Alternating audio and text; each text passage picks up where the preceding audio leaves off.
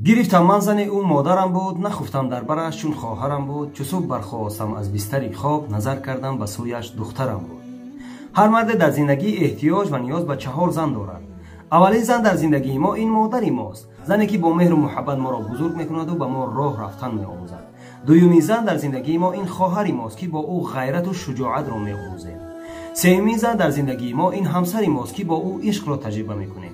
چهارمین زن در زندگی ما این دختری ماست که با او دنیا را تجربه میکنیم. نظر شاعر در اینجا آن است که زن کیست؟ زن این مادری ماست، زن خواهری ماست، زن همسری ماست و زن دختری ماست. چه تحلیل خوبی از جانب برادرم جانبگی ستار. بنده نیز به فکر و عقیده های تمام برادران زم شده میگویم که اگر در زندگی با کدام زنی که خیانت کردی، دانستم که با مادرت، با خواهرت، با همسرت یا اینکه با دخترت خیانت خواهند کرد. زیرا قاعده حیات همین است برادر، اگر کردی حتما که میکنند. برای همین علاج واقعیت پیش از وقوع گفتم. فکر کن. السلام علیکم و رحمت الله.